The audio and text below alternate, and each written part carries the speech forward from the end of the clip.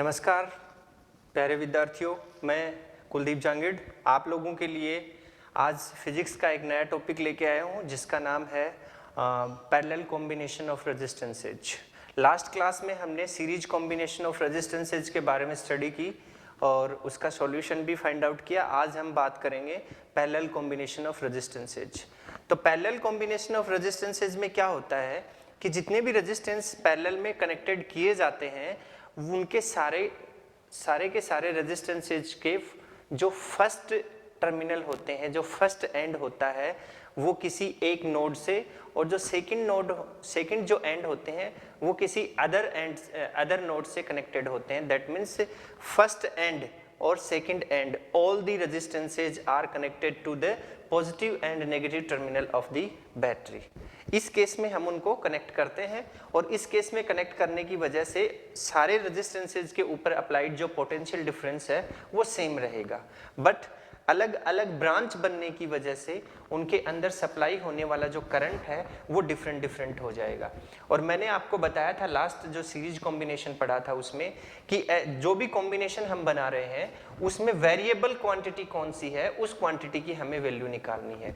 जैसे series combination में current जो है वो सेम फ्लो होता था हर रेजिस्टेंस के अंदर से, बट वहाँ पे पोटेंशियल डिफरेंस अलग अलग आ रहा था सब जितने भी रेजिस्टेंस थे उनके लिए। लेकिन इस केस में पोटेंशियल डिफरेंस सबके लिए सेम है और करंट डिफरेंट है, तो करंट की वैल्यू फाइंड करेंगे और उसमें हमने पोटेंशियल डिफरेंस की वैल्यू फाइंड की थी। तो आइए शुरुआत करते हैं। सबसे पहले एक सर्किट डायग्राम बनाते हैं। अज्यूम करते हैं कि हमारे पास 3 रेजिस्टेंसेज हैं R1, R2 एंड R3 और उनको हमें पैरेलल में कनेक्ट करना है। तो सबसे पहले हमने 3 रेजिस्टेंसेज को यहाँ पे बनाया। ये लीजिए, ये आपका रेजिस्टेंस है R1, ये है R1, इसको R1 बोला। सेकंड वाला है उसको बोला हमने R2, ये आपका R2 है। थर्ड वाले को हमने बोला R3, ये आपका R3 है। और तीनों को एक साथ पैरेलल में लिख दिया है। ये पैरेलल है, इनका एक दूसरे के पैरेलल है। अब इनको जब सर्किट में कनेक्ट करेंगे तो क्या करेंगे, तो हमने इनके सारे जो फर्स्ट एंड हैं, इनके ये जो टर्मिनल है इनके, ये इनके फर्स्ट टर्मिनल है और ये इनके सेकंड टर्मिनल है, इन सबको एक जगह ज्वाइन करवा दिया। ये लीजिए इस तरीके से, और इधर से भी करवा दिया इस तरीके से, सबको एक साथ। और फिर इस टर्मिनल को हमने बैटरी के पॉजिटिव टर्मिनल से कनेक्ट कर दिया और इसको हमने बैटरी के नेगेटिव टर्मिनल से कनेक्ट कर दिया इस तरीके से। ये लीजिए ऐसे, ये पॉजिटिव और ये नेगेटिव, ठीक है। अब देखिए इसके अंदर जो करंट फ्लो हो रहा है वो है I। सपोज करते हैं करंट फ्लो जो हो रहा है वो है I और अप्लाइड पोटेंशियल डिफरेंस है V, ठीक है। तो करंट यहाँ पे गया और ये एक ब्रांच, ये दूसरी ब्रांच और ये तीसरी ब्रांच, 3 अलग अलग ब्रांचेज में डिवाइड हो जाएगा। सपोज करते हैं कि इसमें करंट I1, इसमें करंट I2 और इसमें करंट I3 फ्लो होता है। यहाँ पे करंट वापस इस तरीके से इनके अंदर से फ्लो होके यहाँ I1, यहाँ I2 और यहाँ I3, और फिर इस नोड के ऊपर आकर करंट फिर से I बन गया और वापस फ्लो हो गया। ये है हमारा प्रोसेस इसके अंदर। अब जो ये तीनों रेजिस्टेंसेज हैं इनके ऊपर अप्लाइड पोटेंशियल की वैल्यू जो है वो सेम रहेगी, वो रहेगी V की V। कितनी रहेगी? V। V potential difference apply किया है तो तीनों पे इक्वली अप्लाई होगा, ठीक है। इस चीज को हम लिखेंगे कैसे, डिनोट कैसे करेंगे इस चीज को, मतलब एक स्टेटमेंट में कैसे लिखेंगे वो मैं आपको बताता हूं। हम लिख सकते हैं 2 or more resistors, 2 or more resistors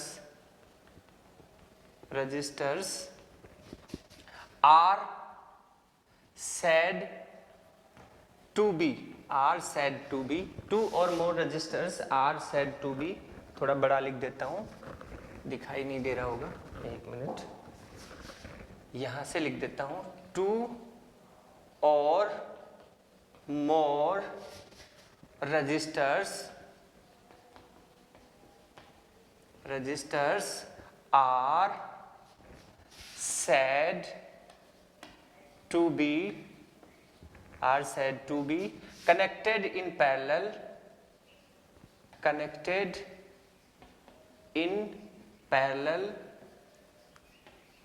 ठीक है, कनेक्टेड इन पैरेलल। कब बोलेंगे उनको कनेक्टेड है वो पैरेलल में?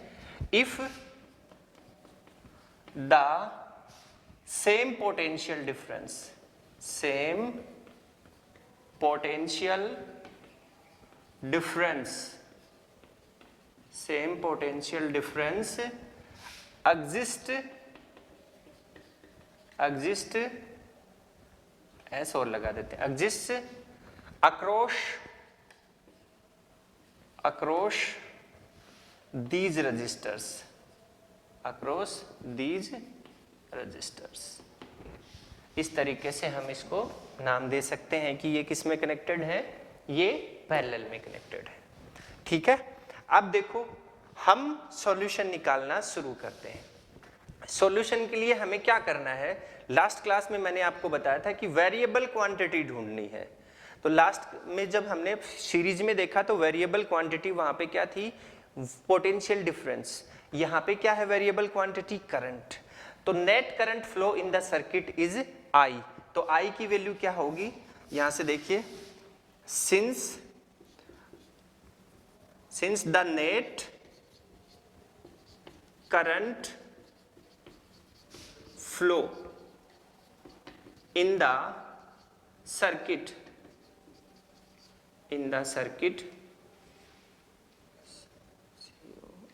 सर्किट, हाँ, कितना है I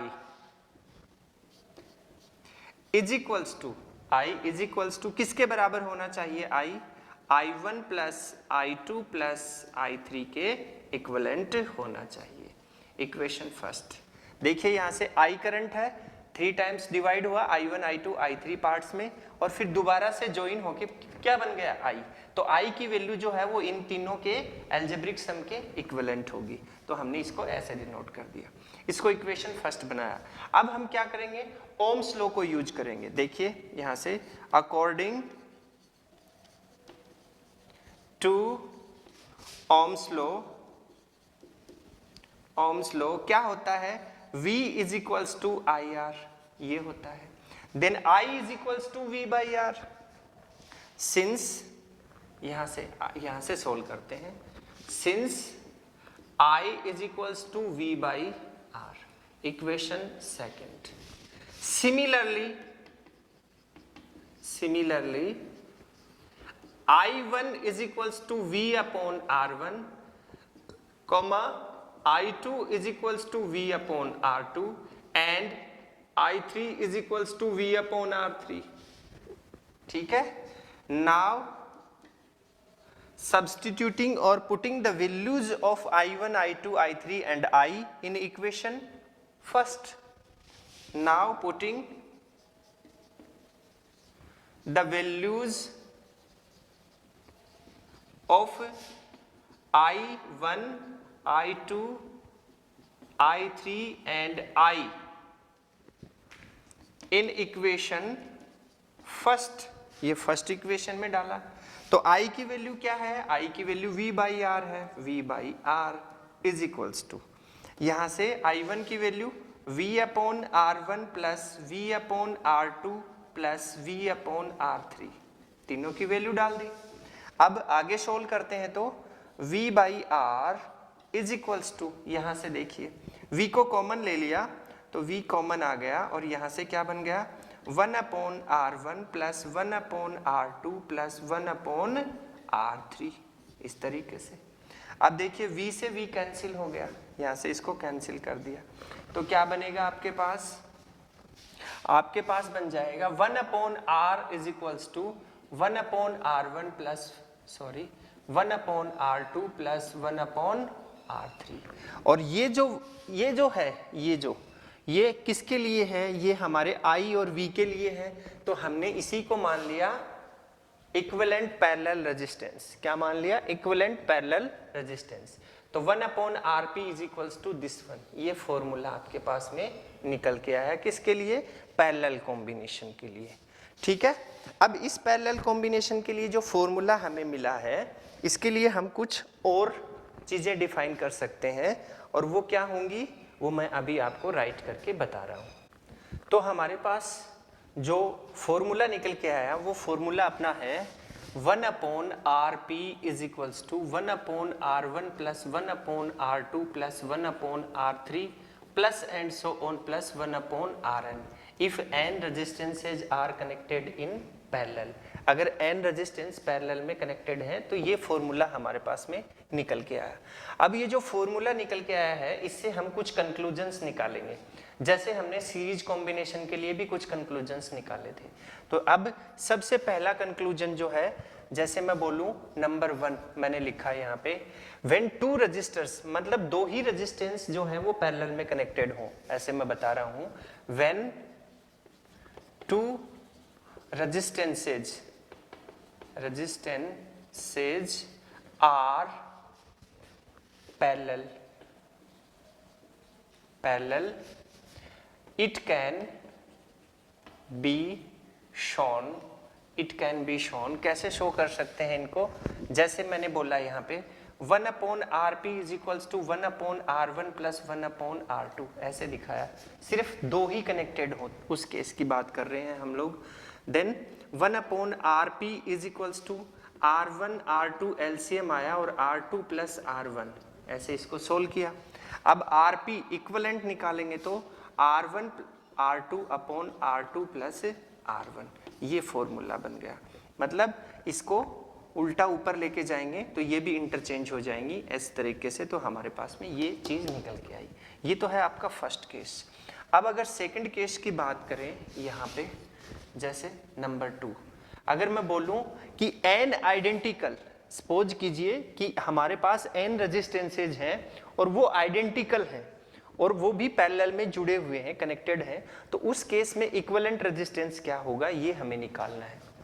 मैंने यहाँ पे लिखा इफ n आइडेंटिकल रजिस्टर्स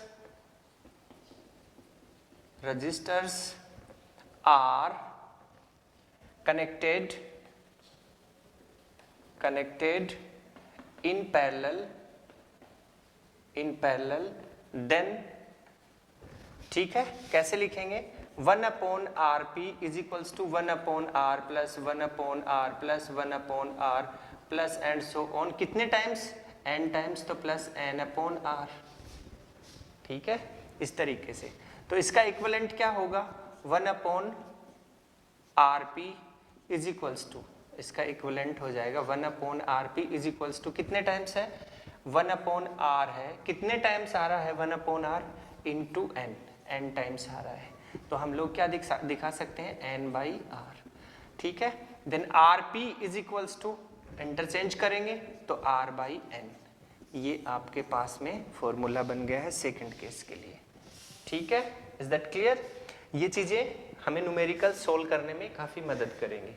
अब एक और केस बनता है, वो क्या है वो भी मैं बताता हूँ आपको, ये इधर ही बता देता हूँ। नंबर थर्ड केस क्या है, वो हमने उसमें भी बनाया था, इसमें भी बना रहे हैं। जैसे मैं बोलूं द वैल्यू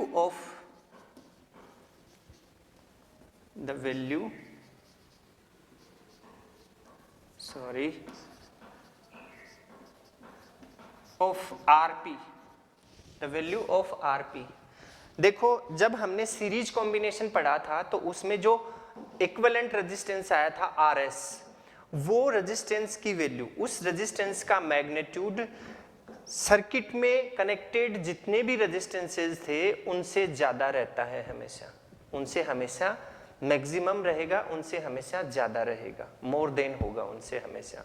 ये बात मैंने आपको बताई जब हमने सीरीज कॉम्बिनेशन पढ़ा। अब हम बात कर रहे हैं पैरेलल कॉम्बिनेशन की। तो पैरेलल कॉम्बिनेशन में जो इक्विवेलेंट रेजिस्टेंस आया है Rp, उसकी जो वैल्यू है, उसका जो मैग्नीट्यूड है, वो हमेशा लेस देन होगा किससे, इसके अंदर कनेक्टेड सबसे छोटे रेजिस्टेंस की वैल्यू से।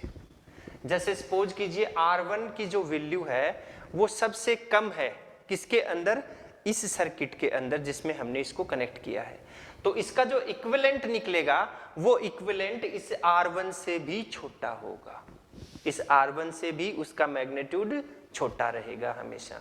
ये बात हमें याद रखनी है, सीरीज में हमेशा बड़ा और पैरेलल में हमेशा छोटा। तो उस चीज को मैं यहाँ पे डिनोट कर रहा हूँ। RP इज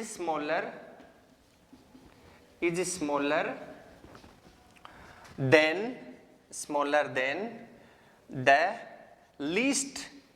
लीस्ट मतलब सबसे छोटा, least value of R1 R2 R3 and so on Rn। इस तरीके से हमारे ये 3 पॉइंट जो है वो कंक्लूजन में निकल के आए। ठीक है, ये आपका हो गया पैरेलल कॉम्बिनेशन। अब हम कुछ अलग टाइप के मिक्स्ड कॉम्बिनेशन की भी बात करेंगे। कुछ ऐसे सर्किट्स लेके आएंगे नेक्स्ट लेक्चर में जिसके अंदर पैरेलल और सीरीज दोनों कॉम्बिनेशन होते हैं, और उसको कैसे सोल्व करना है हमें ये समझेंगे, और इससे रिलेटेड जो न्यूमेरिकल्स बनते हैं उनकी बात करेंगे। और जो अभी तक जो हमने इस लेसन को पढ़ा है इलेक्ट्रिसिटी वाले लेसन को, इसमें जितने भी न्यूमेरिकल्स बनते हैं उन न्यूमेरिकल्स की हम लोग बात करेंगे। उसके बाद में हम नेक्स्ट टॉपिक पे चलेंगे, और वो नेक्स्ट टॉपिक आपका रहेगा कौन सा रहेगा, एक second, heating effect of electric current. Next जो टॉपिक है आपका वो रहेगा heating effect of electric current. उसके बारे में हम बात करेंगे। कब बात करेंगे? जब न्यूमेरिकल्स का सॉल्यूशन हम निकाल लेंगे उसके बाद। ओके, आज के लिए इतना ही। नेक्स्ट क्लास में फिर मिलते हैं कुछ न्यूमेरिकल्स के साथ और कुछ सीरीज और पैरेलल कॉम्बिनेशन के दोनों मिक्स्ड कॉम्बिनेशंस के साथ में कुछ प्रॉब्लम्स लेके। तब तक के लिए आप लोग खुश रहें, स्वस्थ रहें और पढ़ाई करते रहें। Thank you, thanks a lot everybody.